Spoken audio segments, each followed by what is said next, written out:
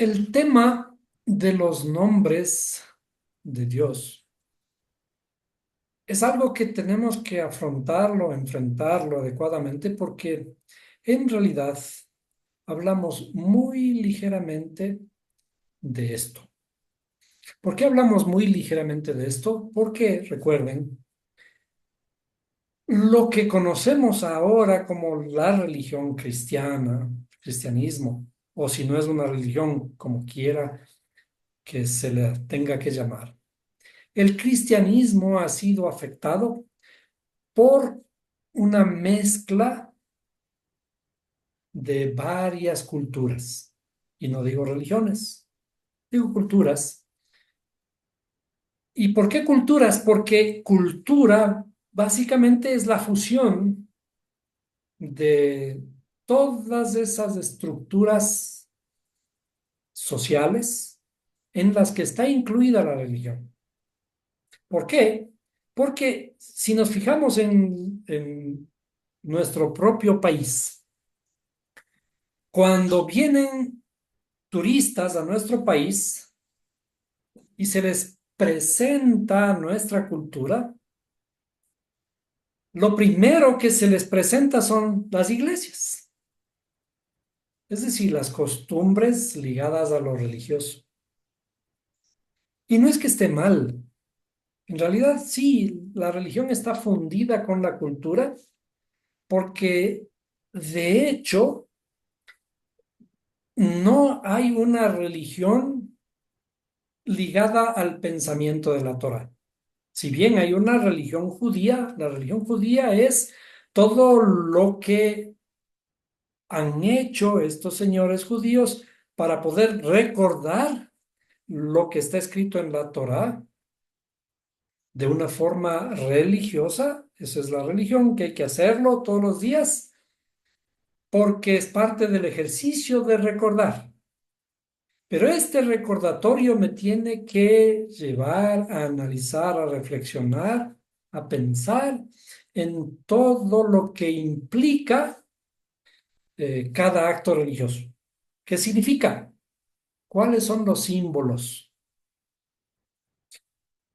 Por tanto, cuando hablamos de Dios en nuestra cultura, en nuestro pensamiento, Dios es una idea que está distorsionada porque venimos arrastrando miles de años, 2000 años, más de 2000 años en realidad, por el sincretismo, la mezcla de varios pensamientos, varias culturas sobre el pensamiento hebreo en el que se fundamenta la Biblia.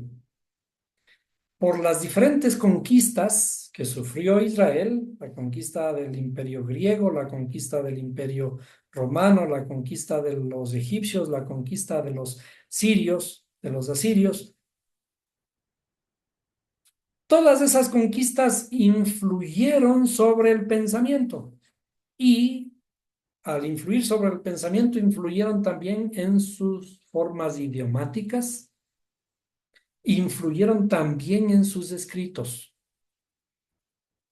Cuando los griegos conquistaron Israel, hubo una admiración muy grande al inicio de parte de los judíos por los griegos, porque la conquista fue bastante amable, digamos.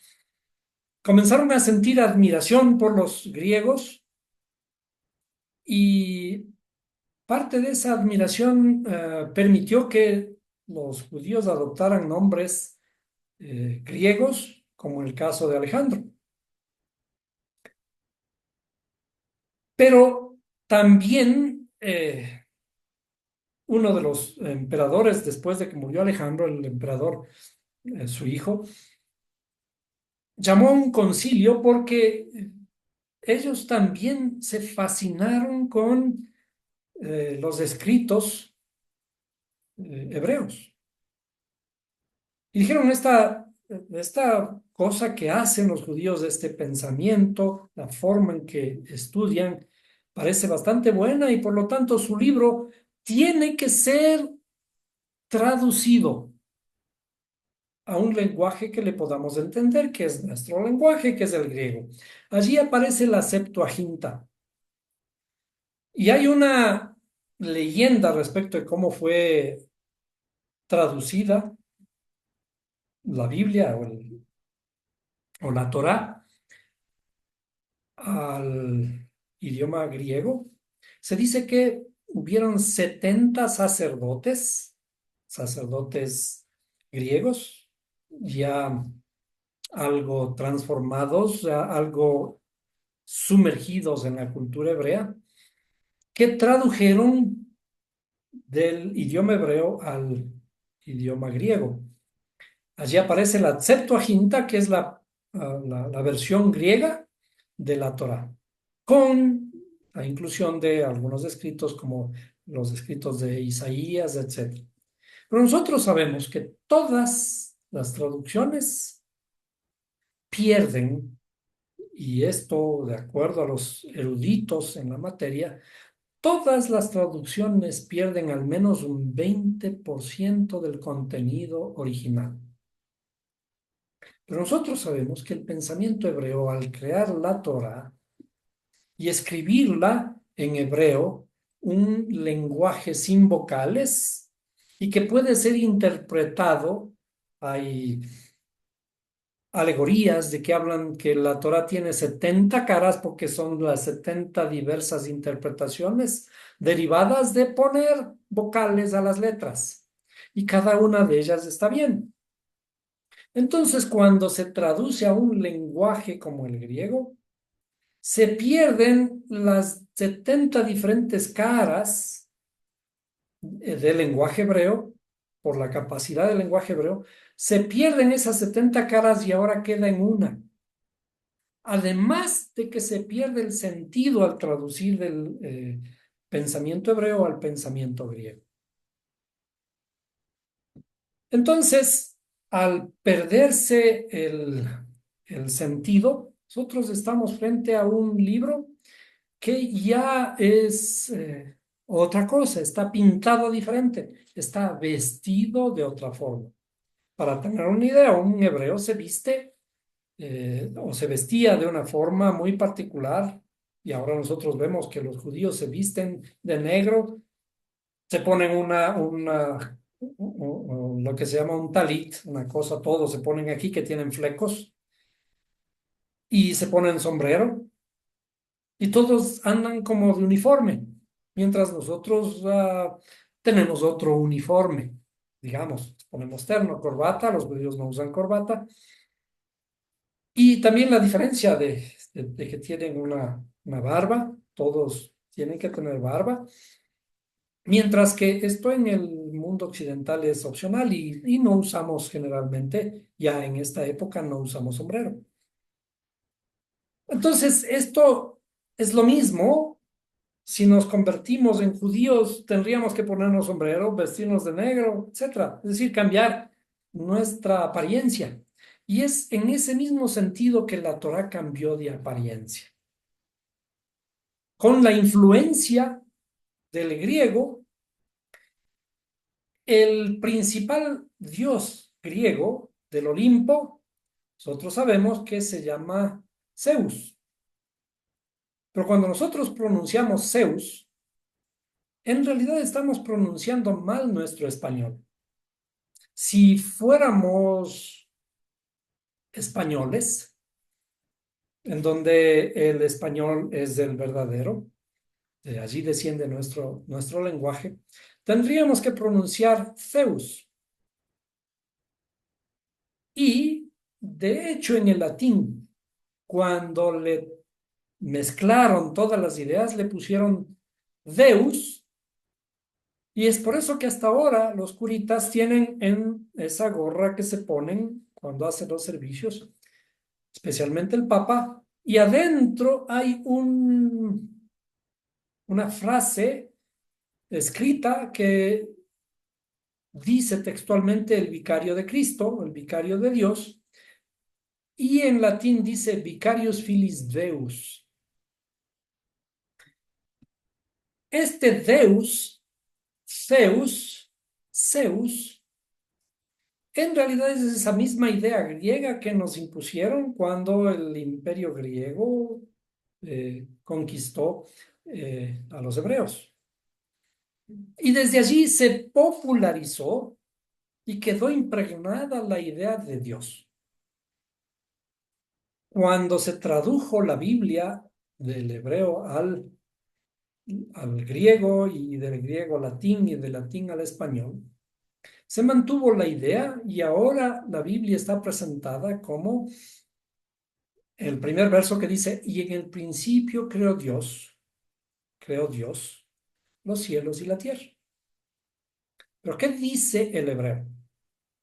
El hebreo no dice Dios, el hebreo dice Elohim, pronunciado por los judíos como Elohim, para no nombrar directamente el nombre del creador. Cuando digo Dios, en realidad, que me refiero al nombre Elohim, estoy hablando de un nombre, uno de los nombres del creador. Y por eso ya no ocupo el nombre Dios. Aquí voy a tener que diferenciar y ya no hablo de Dios. Estoy hablando del creador. ¿Cómo se dice entonces al creador en hebreo? En hebreo no se le llama Elohim. Al creador se le llama Boré. Boré, que significa ven y ve. Y es un concepto que el creador nos invita siempre a que usemos nuestras facultades, nuestra visión para que podamos ver, porque generalmente no vemos. Tenemos las cosas al frente y no vemos. Ven y ve. ¿Qué significa ven y ve? Ven a experimentar. Ven a conocerme por medio de la experiencia, por medio del conocimiento. También se le conoce como el Ein Sof, en hebreo, que es el todo y la nada. El todo y la nada, porque también si excluimos la nada, entonces el creador le falta algo. El concepto del infinito, y de hecho el infinito se escribe de esta forma, porque es una especie de un globo, que es el infinito, al que se le ha torcido para dar una idea de separación, pero que está unida a través de un punto que matemáticamente es la nada, el todo y la nada.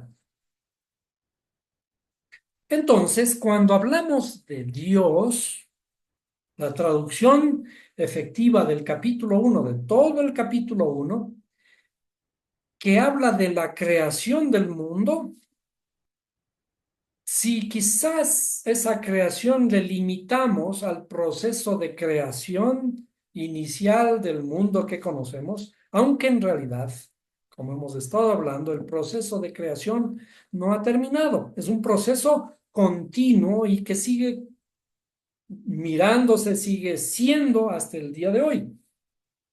El creador en realidad sostiene minuto a minuto, segundo a segundo su creación. Sigue siendo el creador. No es que creó y ahora está descansando, como dice en la Biblia, el séptimo día descansó. Eso es todo, es una alegoría. Pero además, cuando decimos que el creador sostiene la creación, hay un concepto hebreo que es como entender. Creo que todos podemos conocer, recordar cómo eran las películas antiguas.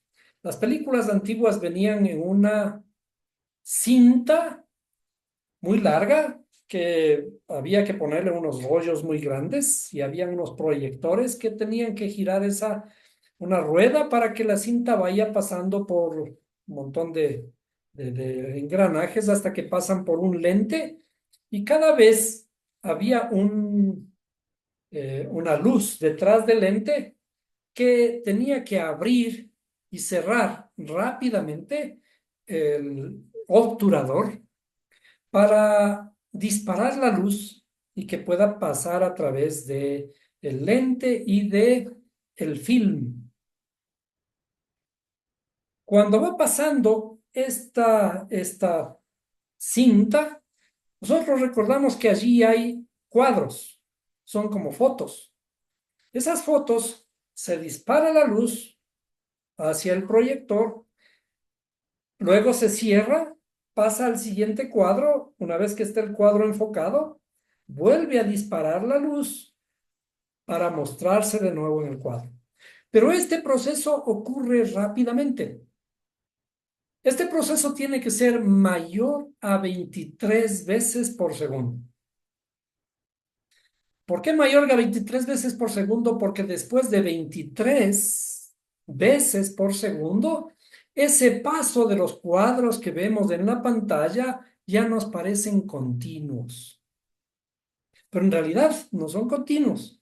Son pequeños flechazos de fotos que nosotros, si tuviéramos la habilidad suficiente o si esta máquina lo hiciera más lentamente, pudiéramos ver que son fotos que se están proyectando en la pantalla. Esta misma idea es la idea de que el creador sostiene la creación. En la Biblia el tiempo se ha dividido en unidades tan chiquitas como un 23avo. Al momento explicamos con detalle esto. Todo lo que ocurre en el universo es como esta cinta que va pasando y que a nosotros nos parece continua. Pero desde el punto de vista hebreo, el creador está como sosteniendo la creación cada disparo de esa luz sobre el universo. Este proceso continuo hace que sostenga el creador la creación. Y en realidad, aplicando la física cuántica, todo hasta el tiempo es cuántico. Es decir, son disparos discretos, se les llaman disparos discretos de sucesos que nos parecen continuos.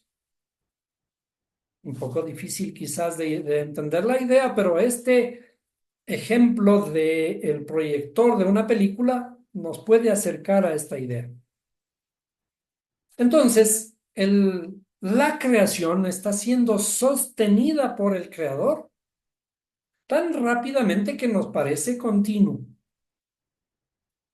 Pero este proceso está siendo sostenido por el creador y sigue siendo recreado cada 23avo de segundo. Para poner un número, cada 23avo de segundo sigue recreando el creador, volviendo a crear el mundo tal como lo conocemos. Y para ejemplificar esto, dicen los sabios que si el creador quisiera, cualquier momento de estos, simplemente, si el siguiente cuadro no aparece, desapareceríamos. En realidad, eso es parte del conocimiento de la física cuántica. Pero en fin, esta idea de la naturaleza que nosotros vemos como continua, son en realidad cuantos de espacio-tiempo que se nos van presentando y que nos parecen continuos, porque el creador sigue recreando la naturaleza. Pero ahora, este creador que continuamente está recreando la naturaleza tiene diferentes aspectos. Hemos dicho, por ejemplo, la Torá, que fue escrita en un lenguaje, en el lenguaje hebreo, sin vocales. Al no tener vocales, podríamos nosotros ponerle vocales para poder hablar, para poder leer cada palabra. Al ponerle vocales, podríamos construir 70 diferentes caras de la Torá.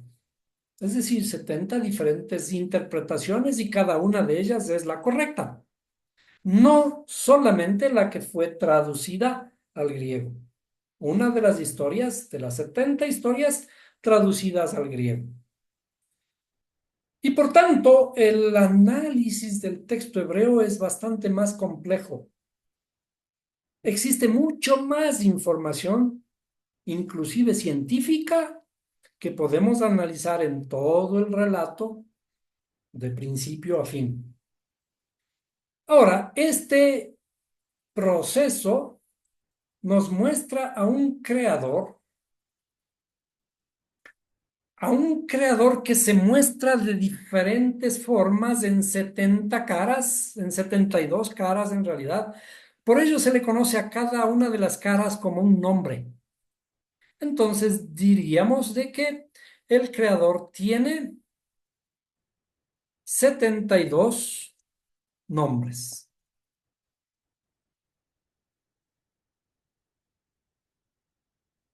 Son los 72 nombres del creador.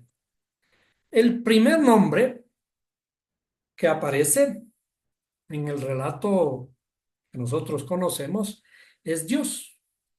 Cuando dice, en el principio creó Dios los cielos y la tierra. ¿De dónde viene la palabra Dios? La palabra Dios viene del hebreo Elohim. Entonces vamos a escribir Elohim.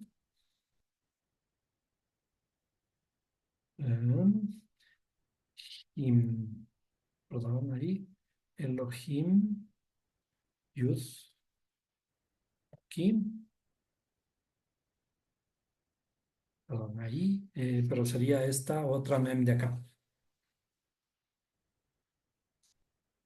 Ah, perdón, aquí debería ponerle así nada más, ¿sí? Vamos a hacer la gematria de esta palabra.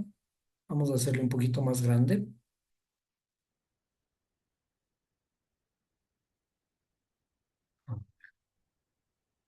Vamos a hacerle un poquito más grande para poder hacer la gematria, ¿sí? Entonces, Elohim. Si nosotros hacemos la gematria, tendríamos que comenzar por la derecha por razones de la ubicación. Sería la letra MEM 40. Ah, vamos a poner un poquito menos. Sí. Un poquito menos también. Ya. 40, que es la letra MEM, la primera letra, desde la izquierda a la derecha.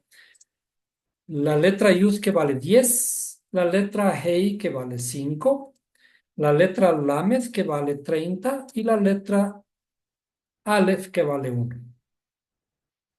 ¿Cuánto suma todo esto? 86. 86. ¿Bien? 86. Entonces vamos a ponerle un poquito. Y esto nos ayuda a recordar inclusive la forma en que se escribe, porque nosotros sabemos que tenemos que llegar a un resultado y si escribimos mal tenemos que corregir, ayudados por los números. Esta es la gran belleza de la escritura hebrea, ¿no? Que me permite asociar las palabras a números con los que es posible recordar mejor, afinar nuestra memoria para recordar lo que conocemos. Ahora, vamos a recordar una palabra que es una palabra que ya hemos visto antes, que es la naturaleza, que en hebreo es hateva, ¿sí? O mejor le voy a poner por acá, perdón, ¿no? Esto, Vamos a poner por acá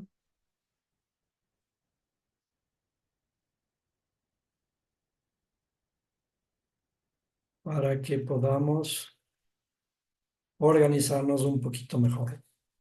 Bien. La naturaleza, Jateva, que se escribe,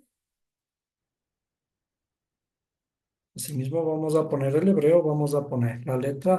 Esta letra G es el artículo.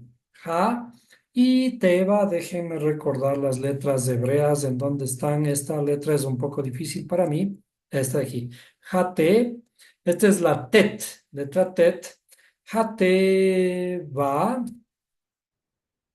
así y de aquí viene una letra Ain que no sé dónde está. Ahí. Jate va. En la misma forma, vamos a hacer la comprobación para saber si es que está bien escrito o no. Y para ello necesito la gematria. Entonces vamos a utilizar la gematria. Vamos a poner el mismo tamaño aquí. ¿Ya? Y vamos a ir para acá. Vamos a comenzar en la misma forma de izquierda a derecha. La letra AIN vale 70. La letra BET vale 2. La letra, vamos a irnos un poquito más a la derecha. La letra TET vale 9 y la letra HEI vale 5. ¿Ya? ¿Cuánto suma también estos valores? Serían 72, 81, 86. ¿A qué conclusión llegamos? En el hebreo, cuando existe una equivalencia numérica, esta equivalencia numérica es una equivalencia de conceptos. Por tanto, podemos aquí decir que Dios, la palabra Elohim, que quizás tendría que ponerle aquí Elohim o Elohim, vamos a ponerle en esta forma, o mayúscula para que pueda haber correspondencia. Elohim o Dios es la naturaleza. Él es el mundo en el que vivimos. Acuérdense que está escrito, en él estamos, en él somos y en él nos movemos.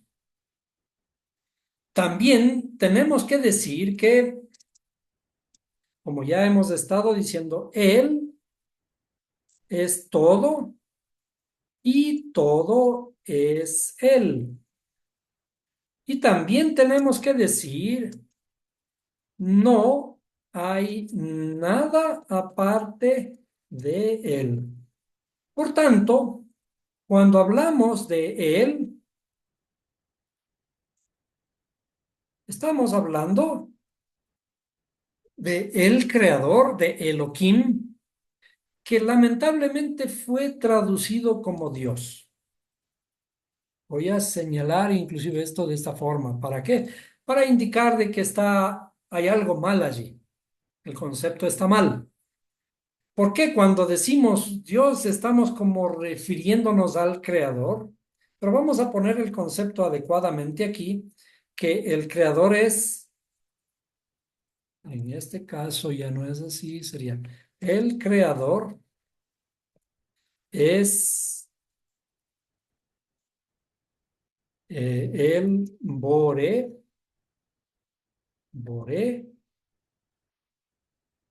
o también el Ein Sof. Ein Sof, que es el todo y la nada. Quizás debería más bien ponerle así, el todo y la nada. Entonces, ahora, una vez que entendemos este concepto que Elohim es la naturaleza infinita, todo lo que vemos y hasta más allá, el universo entero, infinito, esto es Elohim. A este Elohim se le utilizan las figuras literarias para darle una forma, pero está escrito para que evitemos esas formas y lleguemos a la conclusión de que el creador no tiene forma. El creador no es de esa forma. No tiene forma, no tiene límite, porque él es la naturaleza en la que vivimos. Y también del conocimiento que nosotros tenemos de la escritura, de la forma en que tenemos que interpretar, sabemos que él es el espacio en el que vivimos. Así está escrito cuando Abraham dice, anunciaba al creador del mundo, a Dios del mundo.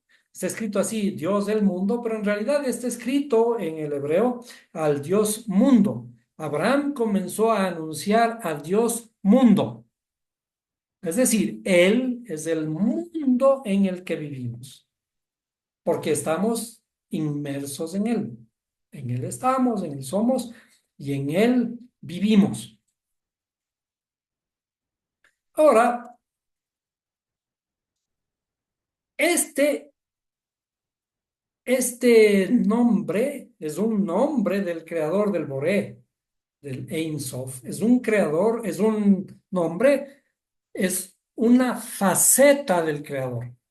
A esta faceta de Elohim se le conoce como la faceta del juicio. Nosotros cuando hablamos de juicio, a veces la idea nos viene de que el juicio es malo, un juicio final. Pero en realidad el juicio es el buen juicio y el mal juicio. Buen juicio, ¿por qué? Que tenemos que tener juicio, buen juicio para sobrevivir, para defendernos en la vida.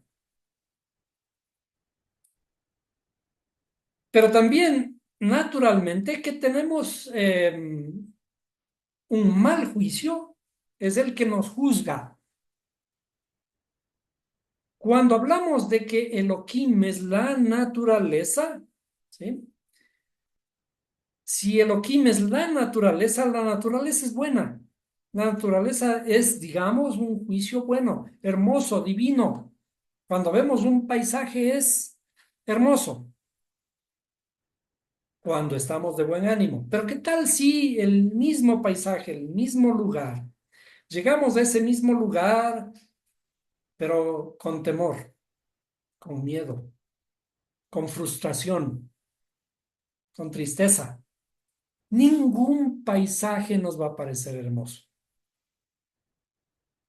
El creador es eh, la naturaleza y en ese sentido el creador es el juicio bueno y malo.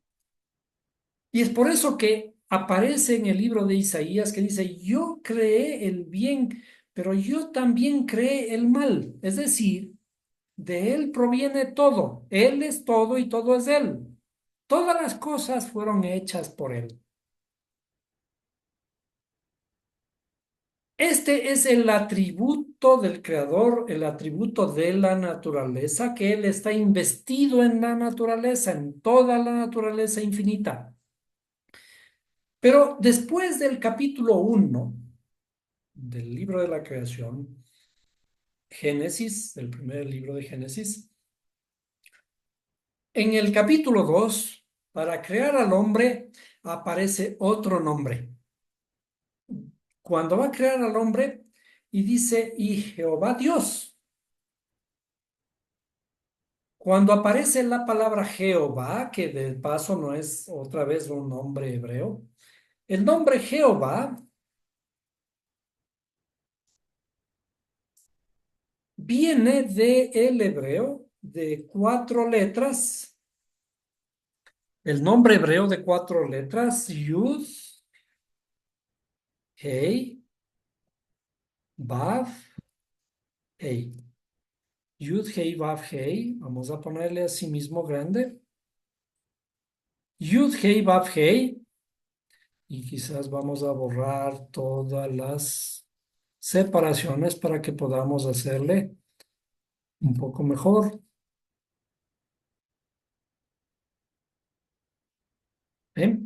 Entonces, Yud-Hei Vav-Hei, a este nombre es al que se tradujo Jehová, como Jehová, pero es también un nombre. Así como Elohim es un nombre traducido como Dios, aquí le vamos a poner en este mismo sentido así, sabiendo que es una forma de hablar que no es exactamente el modelo. El modelo es en hebreo Yud-Hei Vav-Hei, pero este modelo es el modelo del pensamiento. Hemos visto el modelo del pensamiento en nuestra estructura del alma, que es en la estructura del alma general, que es la estructura del alma del universo, que es la estructura del alma también del creador, porque somos a imagen y semejanza de él. Entonces, este modelo de pensamiento inicia con la letra Yud, que es la sabiduría, que está en las facultades intelectuales, que luego es la inteligencia que corresponde al principio madre. Y cuando padre y madre se juntan, la sabiduría se junta con la inteligencia, en esa interacción continua se produce un hijo, que es el principio hijo. Este hijo tiene que descender de los cielos hacia la tierra para iluminar nuestra tierra que está en oscuridad. Y la tierra estaba desordenada y vacía. Cuando esta luz desciende, esta experiencia desciende para iluminar mi tierra, transforma mi interioridad, mis emociones, mis instintos. Comienza a transformar con su luz para crear mi habla, para crear, para transformar mis emociones, para hacer que yo pueda hablar las cosas divinas, para que yo tenga acciones dignas, como dice, dignas de arrepentimiento. Este modelo de pensamiento es el camino que vino a mostrar su Hijo para que podamos ascender al cielo. Es decir, todos estos son conceptos de la espiritualidad que está en mí, que está en los demás, que está en el alma general, que está en el mundo. Este nombre, que se conoce como Jehová, los hebreos, los judíos le dicen Hashem. Vamos a ponerle más chiquito para que pueda alcanzar. Hashem.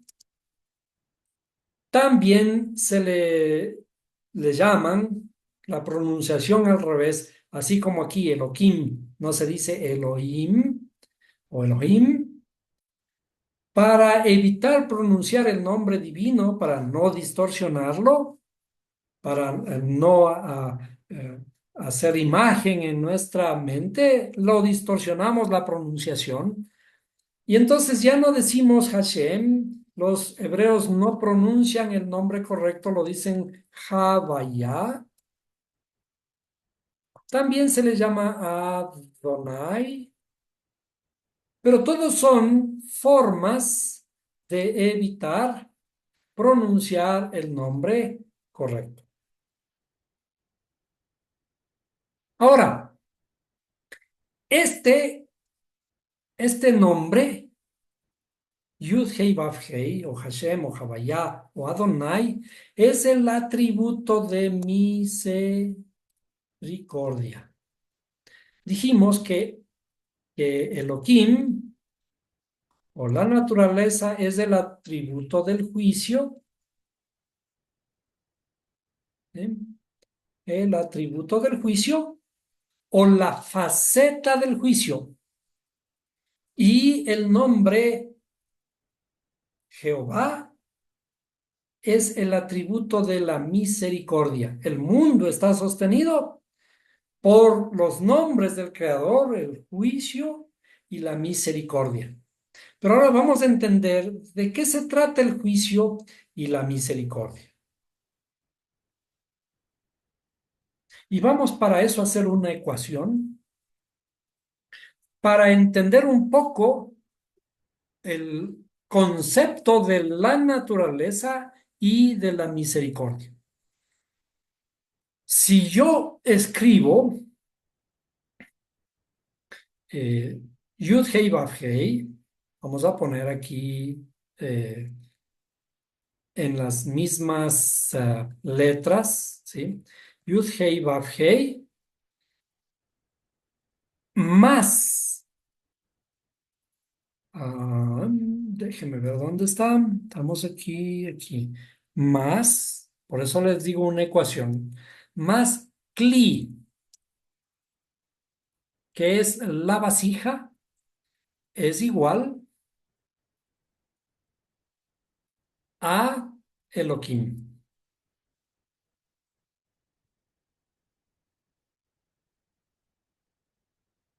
Bien, vamos a poner esto en hebreo para indicar que son palabras hebreas. Hemos dicho, o quizás vale la pena que en este mismo instante veamos cuánto vale Jehová o Yud Hei Vav Hei. Hagamos la gematria. Yud Hei Vav Hei, la letra Hei vale 5, la letra Vav vale 6, la letra Hei vale 5 y la letra Yud vale 10. Por tanto, Yud Hei Vav Hei, el atributo de la misericordia, vale 26. Entonces, ahora, esta misma ecuación la vamos a mirar aquí.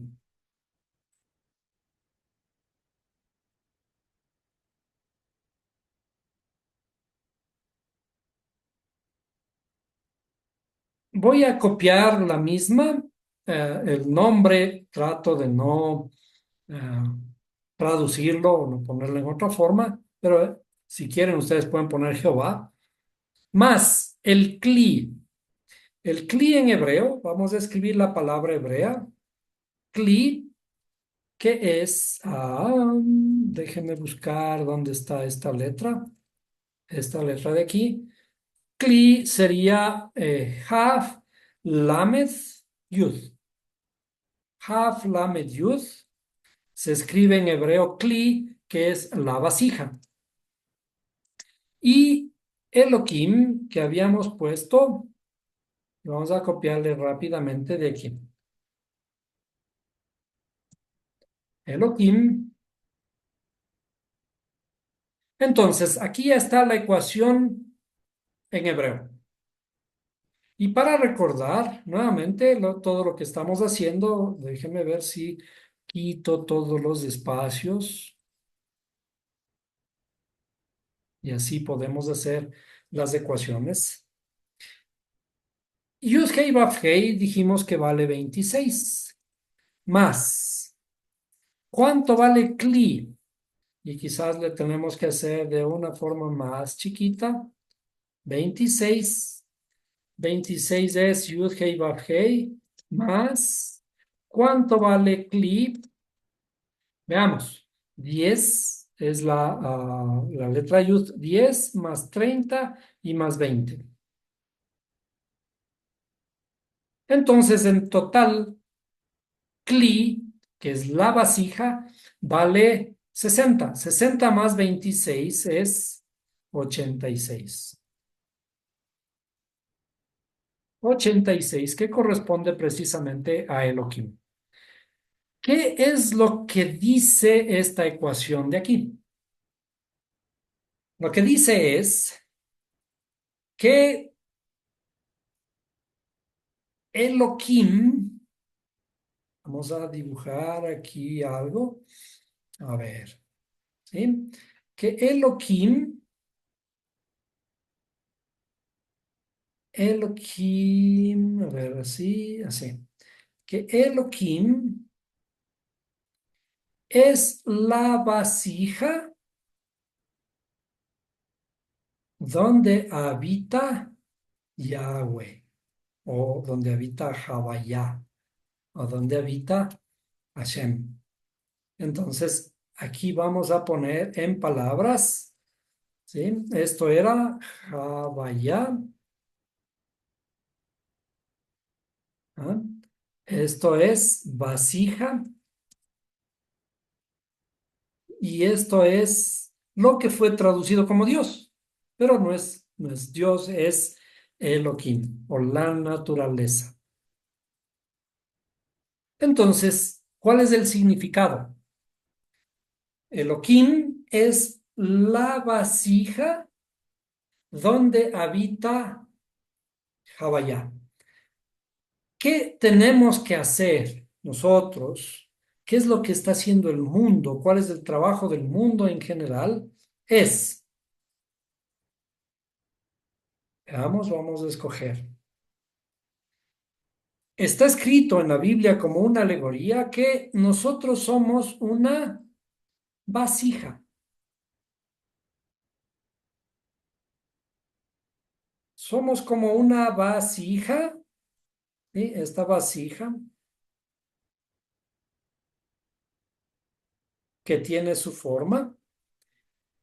Elohim es esta vasija, la naturaleza es la vasija y el atributo de la misericordia es la luz que quiere llegar, la luz que quiere llegar aquí para habitar aquí. Es decir, la naturaleza tiene que transformarse. Nuestra naturaleza tiene que transformarse porque nuestra naturaleza está en oscuridad y necesitamos recibir la luz del Creador. Pero ¿qué ocurre? Nuestra naturaleza está rota. Se rompió esta naturaleza, se rompió en miles de pedazos, en 600.000 almas. Al inicio, esa es la alegoría, se rompió la vasija en 600.000 almas. ¿Y qué es lo que hay que hacer? Una vasija cuando se rompe, ¿qué hay que hacer? Una vasija es hecha de tierra. Para ello necesitamos un alfarero. Y el alfarero tiene que romper todos los granitos, todas las piezas de la vasija para hacerle polvo y luego mezclarle con agua. Y ya vemos toda el símbolo de allí. La tierra es mi emoción. Tiene que triturarle, pasarle por pruebas. Esa naturaleza tiene que ser transformada. Y entonces, cuando se le ha triturado, se le ha hecho pedacitos, ahora hay que añadirle agua para hacerle un lodo y comenzar a darle forma y poder reconstruir la vasija. Que significa entonces que aquí esta vasija va a ser nueva, con una nueva forma, porque todo ha sido reemplazado y ha vuelto a ser unificado. Esto es construir el templo. Cuando vemos en la escritura que dice, en Éxodo 25, le dice el Creador a Moisés, le dice, construyame un templo. ¿Para qué? Para yo habitar en él. El Creador no habita en templos hechos por manos de hombres. El Creador quiere que construyamos su templo, que somos nosotros en nuestra interioridad. ¿Para qué? Dice, y yo habitaré en medio de vosotros. El templo no es solo mi templo, porque si yo tengo un templo solito y no quiero saber del de al lado, del prójimo, no he construido el templo. El templo es mi templo más el templo de mi prójimo, el templo de todos los demás. Tenemos que construir un templo. Cuando hayamos construido el templo de la unidad, el Creador va a poder habitar allí. Entonces, la finalidad de reconstruir la vasija es crear el lugar para que allí pueda habitar la luz. El propósito de todos nosotros es de que el Creador more en una vasija digna, que esté reconstruida. Si está rota la vasija, no va a poder contener el agua. Y esta luz es como el agua que tiene que venir a habitar allí. Entonces, los conceptos de los nombres del Creador, cada uno tiene su faceta. Y la faceta es aplicable a cada uno de nosotros. No es las facetas de un individuo llamado Dios, sino es la naturaleza aplicable a todo lo que existe y en esa naturaleza que tiene que venir a habitar la luz de la misericordia en nuestro templo reconstruido. Y es la misma alegoría. El templo en la actualidad está destruido. Ese templo es el que tiene que ser reconstruido para que pueda habitar el Creador allí. Y por tanto, cuando los judíos hagan un templo, ese templo solo va a ser el modelo del templo general, del alma general que tiene que habitar en todos nosotros.